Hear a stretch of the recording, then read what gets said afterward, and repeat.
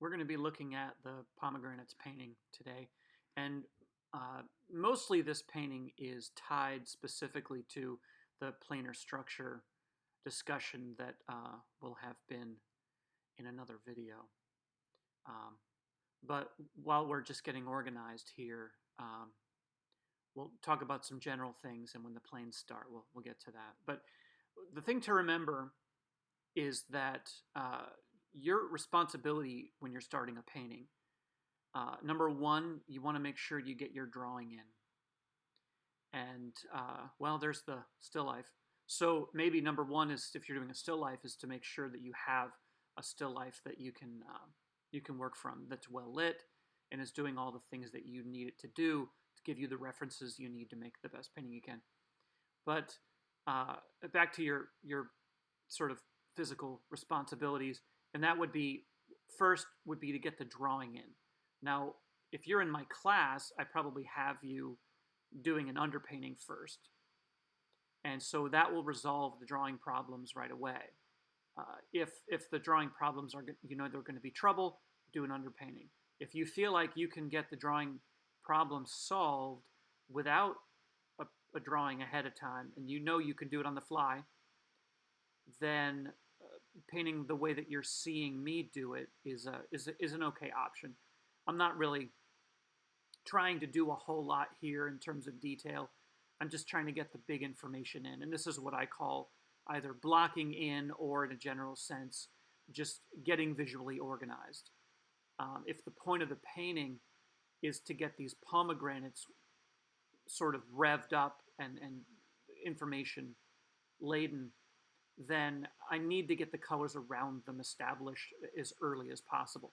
So that's why you saw me just locate them and then start filling in the colors around them. Because I didn't start the painting so that I could render the table.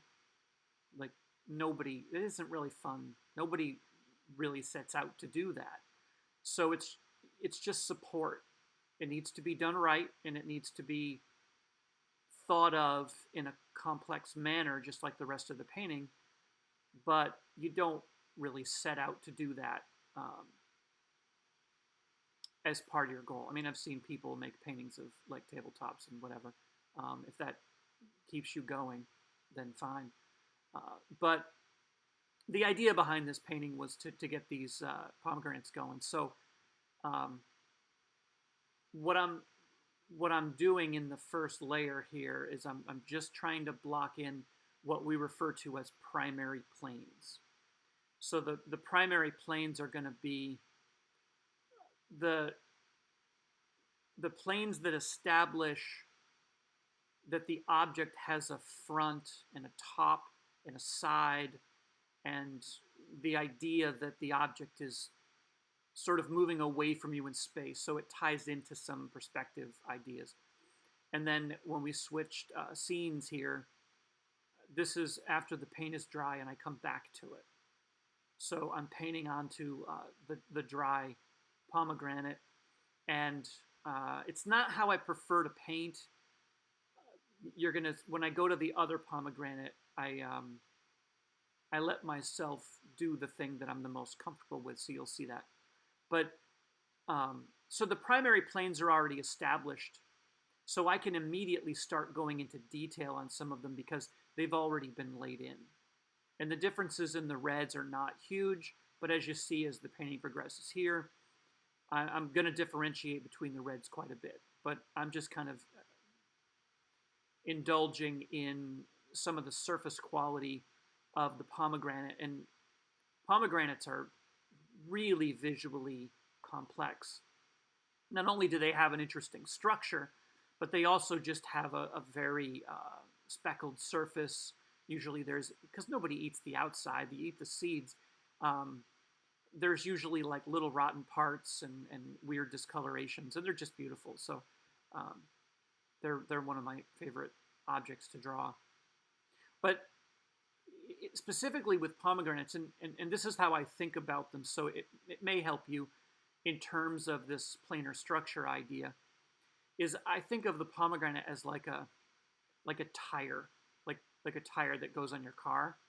And so, like where the stem is, the green spot, that's like the middle of the hubcap. And then the two red areas on the sides are like the part of the hubcap that goes around. And the highlight, the hubcap in this scenario is not flat, it's sort of rounded out. So the highlight on the top and that little section below the stem, those are all parts of the hubcap. But then as soon as you go over to the right and you hit that dark area, that's where the plane shifts over into the dark. That part of the pomegranate is like the tread on the tire. And I try to make sure that I make a big deal about that plane change right there. And with this particular pomegranate, the way it was situated on the table, it had a really strong yellow reflection on the bottom, which I'm dealing with right now. And I found it difficult to follow the core shadow, which on the top and on the right, it's very easy to see that dark transitional soft edge shadow moving off like to the right, to the tread of the tire. But following the core shadow to the bottom, going down to the left, it was a little trickier. So that's what I'm working on, integrating a slightly darker color underneath where that plane for the tread of the tire, let's say, rotates around to the bottom. And now I'm just painting in the dark. So I don't know if that example of a tire analogy kind of works for you guys, but it really helps me differentiate between the different parts.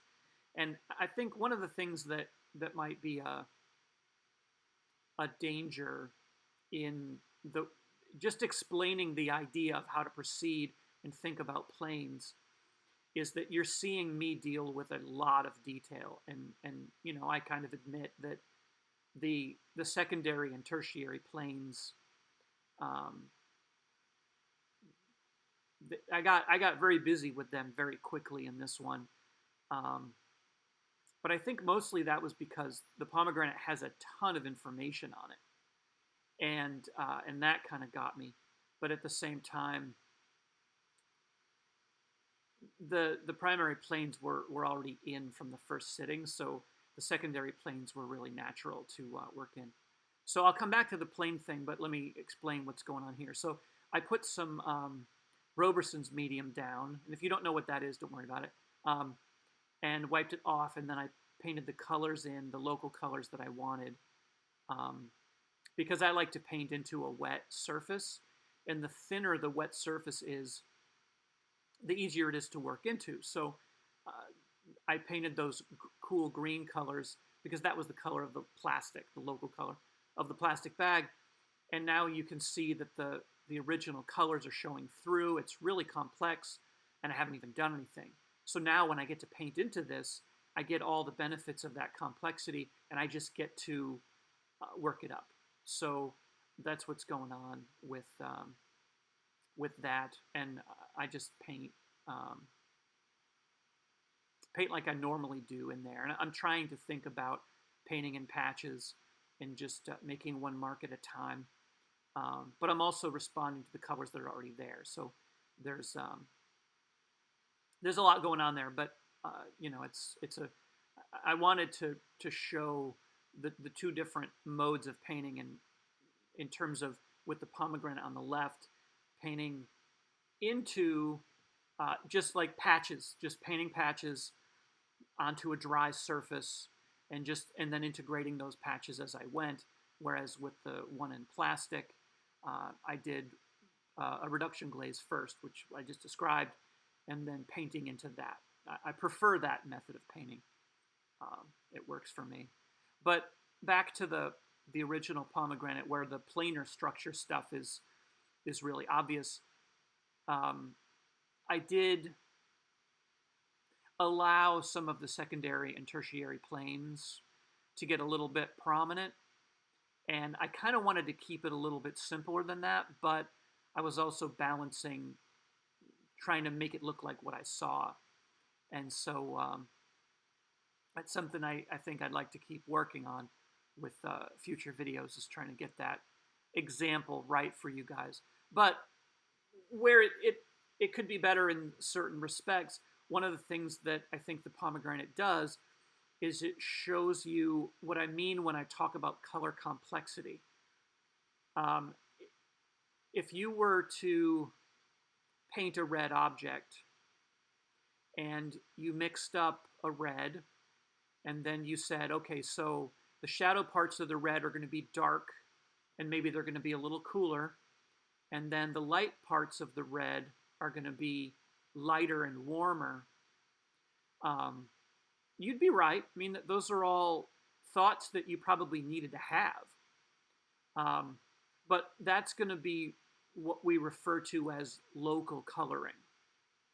And so that's going to get the job done in a really sort of simplistic way. It might be fairly realistic, but it's not going to have any richness. It's not going to have any depth. It might be a good image, but it probably isn't going to be a good painting. And we want our images to be good, but in order for a painting to be good, you want to learn how to develop the quality of your color and the richness of your color. And a lot of that has to do with how you're organizing, and that's a whole nother discussion. But the complexity of your color is something that you can always elevate at any given time. And it's really kind of an easy thing. You just have to have access to a range of the colors you're dealing with. So with this red, I made sure that I had, like, on my palette, I had a middle red, 2 or 3 of them. I had a vermilion that was not a real vermilion, so it was a little bit redder. But I had a red that leans towards orange. That was my vermilion. And then I had like an alizarin crimson type color, which was a red that leans towards purple. And I made sure, I also had not an Indian red, it was Tuscan red. So it wasn't quite as bright as Indian red, but it's a dark earth red. And when I, like on the bottom part of the pomegranate where those reflections are kind of yellow, but they weren't bright, I brought the Tuscan red in there. But I tried to make sure that each one of the primary planes, so this is the color complexity part, each one of the primary planes had its own identity in terms of what kind of red it was going to be. So the core shadows on the right, like the tread of the tire, everything over there was going to be purple because it's cold. And so I stuck with alizarin crimson and the middle red, and I worked up that right-hand side in the dark with those colors. When I got into the bottom part of the tread where the yellow was reflecting up, I kept everything there leaning way more towards orange, all the way on the yellow side. It's still orange, but it was a lot more yellow. And then the middle of or the outside of the hubcap area, I kept my middle red, and then the inside of the hubcap, I kept a really warm orangey red and a little orangey red on the top too. So I isolated those primary planes with an identity, and then inside that, I tried to come up with as many different versions of those dominant colors as I could. So the easiest place to see it is right in the middle, where that middle plane is to the right of the stem, in between the core shadow and the stem. You can see there's like just in that one primary plane there's like 8 or 9 different middle reds. And then, if you've been listening and thinking about the pomegranate on the left, while I've been talking about that, you can see on the right, I'm doing exactly the same thing. How many different greens have I worked into the plastic parts of the bag? I have places where the green leans towards blue, I have places where the green leans towards yellow, but I'm trying to make sure that my values stay really, really tight, and they don't change while I'm working those things up. And it looks like now I'm on the part of the plastic bag that's just kind of floating up there. And I just, in that part of the painting, I had to keep my values, like I was just saying, I had to keep my values really tight because the plastic was all transparent. There were no deep darks. There were no lights. But I had to make sure that most of the colors inside the plastic there were just a tiny bit darker than the table that you were seeing, the blue part of the table. And it was pretty challenging, and I cut a lot of that footage out just because I worked on it for a really long time. Um, and I know that I run these videos at a high speed, and that's to just keep them from being too long. But you have to take your time. I can't stress that enough. A good painting is going to be a slow process. It's really unlikely that you're going to make a really good painting and just crank through it at like high speed. Take your time, slow down, allow yourself the colors on your palette and the time and the space to make good decisions, and your paintings will constantly improve.